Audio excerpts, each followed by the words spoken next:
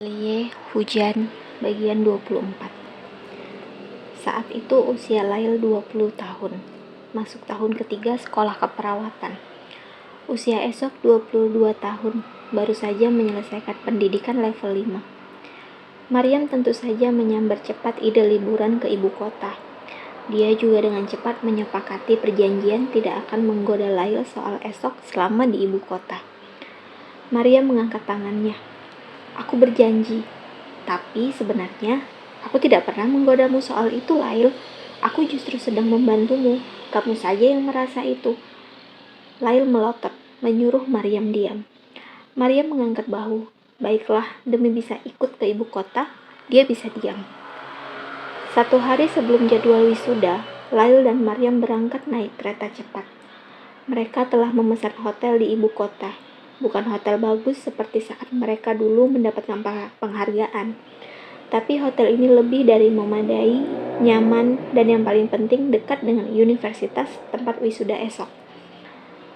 Perjalanan kereta cepat lancar. Dari balik jendela, Lail bisa melihat seluruh negeri telah pulih dari musim dingin. 6 bulan sejak pesawat ulang-alik diluncurkan. Hamparan sawah menghijau, beberapa robot terlihat bekerja membajak tanah. Robot lain bergerak membersihkan gulma, juga mesin yang mengatur debit air.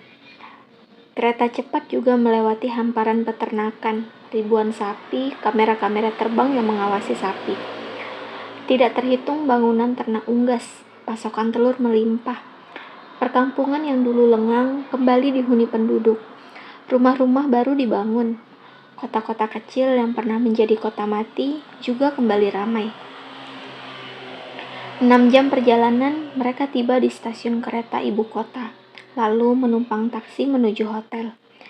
Tidak ada pengemudi di taksi itu. Mereka cukup menuju antrian, menyodorkan kartu pas ke sensor, sebuah taksi berwarna kuning akan mendekat, membuka pintu. Lail dan Maryam memasukkan ransel, lalu masuk ke dalam taksi duduk rapi. Mesin pintar di dalam taksi menyapa ramah bertanya tujuan. Lail menyebut nama hotel mereka. Terima kasih, harap jangan lupa kenakan sabuk pengaman, kita akan segera berangkat. Taksi itu meluncur mulus di jalanan kota. Lail dan Maryam menatap gedung-gedung tinggi.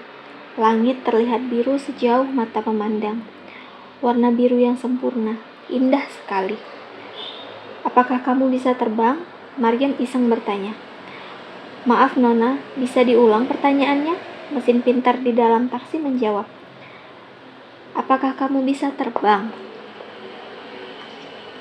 Tentu saja Nona, semua mobil keluaran terbaru memiliki fitur itu. Bagus, aku ingin mobil ini terbang menuju hotel. Maryam tertawa senang. Aku minta maaf Nona, protokol keselamatan penumpang melarang taksi untuk terbang, kecuali dalam situasi darurat, misalnya penumpang hendak melahirkan. Anggap saja darurat, ayo terbang sekarang.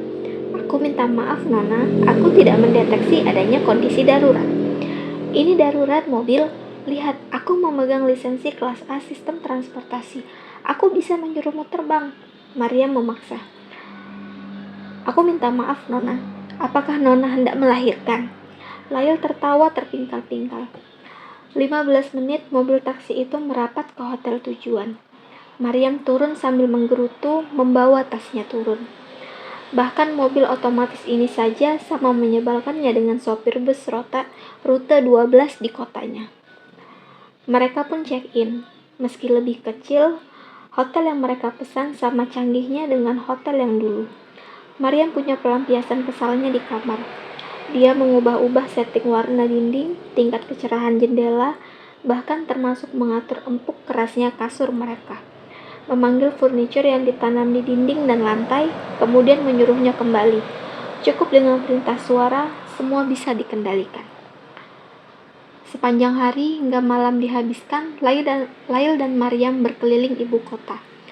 Mereka mengunjungi tempat-tempat yang direkomendasikan anting logam yang dipinjamkan hotel. Makan siang di restoran, berjalan-jalan di tepi sungai, mengunjungi museum bencana, juga pusat perbelanjaan terbesar di ibu kota. Maryam benar-benar menikmati liburannya. Lail juga menyukai jalan-jalan itu, meski sesekali memikirkan esok. Apakah keluarga wali kota sudah tiba? Apakah ibu esok baik-baik saja selama perjalanan? Bagaimana reaksi esok saat bertemu di aula universitas? Sesekali Lail menghela nafas gugup. Bagaimanalah dia? Ini rindu bertemu esok, tapi sekaligus takut. Mereka berdua sempat mengunjungi beberapa butik, mencari gaun yang akan dipakai besok. Lail menggeleng, harganya sangat mahal. Kamu bisa meminjam uangku, Lail, kita patungan, Maryam menawarkan. Aku tidak perlu gaun, kamu yang harus tampil cantik di depan Soke Bahtera. Aku hanya dayang-dayang berambut keribu. Lail melotot, bukan karena godaan Maryam. Dia mulai terbiasa, tapi karena menghabiskan uang sebanyak itu demi sepotong gaun yang dipakai beberapa jam. Mereka berdua mengakhiri jalan-jalan dengan makan malam di restoran, kali ini menghadap sungai. Maryam ingin merasakan sensasi makan di sana, menatap sungai jernih yang membelah ibu kota. Langit dipenuhi bintang, bulan purnama terlihat terang. Tidak ada awan di langit yang menghalangi pemandangan. Mereka kembali ke hotel menumpang taksi berwarna biru. Apakah kamu bisa terbang? Maryam kembali bertanya. Siapa tahu yang satu ini bisa disuruh terbang. Dia ingin sekali merasakan mobil terbang. Di kota mereka, teknologi ini belum tersedia banyak. Hanya keluarga tertentu yang punya mobil terbang. Tentu saja, Nona, semua mobil keluaran terbaru memiliki fitur itu. Jawaban yang sama. Bagus, sekarang kamu terbang. Aku memerintahkanmu. Nona, aku harus memperingatkan. Memaksa mobil taksi untuk terbang adalah tindakan pelanggaran protokol keselamatan penumpang. Ini sudah 2 kali Nona melakukannya 8 jam terakhir. Hei, bagaimana kamu tahu? Kamu bukan mobil yang kunaiki sebelumnya, kan? Seluruh mobil taksi tersambung dalam sistem yang sama. Kami mengenali setiap penumpang. Sekali lagi Nona memaksa mobil taksi untuk terbang, kami akan membawa Nona menuju kantor keamanan kota. Maryam langsung terdiam. Lail tertawa. Mobil-mobil ini sama sekali tidak punya selera humor. Maryam berbisik kesal. Hari wisuda tiba. Lail dan Maryam bangun pagi-pagi untuk bersiap-siap. Masalah gaun itu ternyata ada solusinya. Tanpa sengaja ditemukan oleh Maryam yang sedang mengutak-atik setting kamar. Pelampiasan tadi malam setelah bertengkar dengan taksi. Mesin pintar di dalam kamar memberitahukan informasi tentang pakaian yang bisa dipinjam dari layanan kamar hotel dengan membayar biaya sewa. Itu brilian. Maryam tertawa. Segera memilih dari layar sentuh berbagai jenis gaun yang cocok untuk mereka berdua. Memilih warna, memasukkan data ukuran tubuh mereka masing-masing. Data itu dikirim ke sistem jaringan butik ibu kota, mencari gaun yang bisa disewa besok siang. 2 jam kemudian, gaun itu telah diantarkan petugas hotel. Dibanding Claudia, kita tetap kusam, Lail. Maryam mematut diri cermin. Tapi tidak apalah, setidaknya kita tidak mempermalukan diri sendiri dan terlihat berbeda di sana. Lail mengangguk.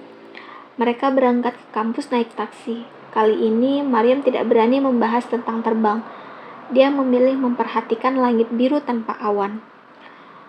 Lail terlihat riang sepanjang perjalanan. Ini pertemuannya dengan esok setelah 2 tahun.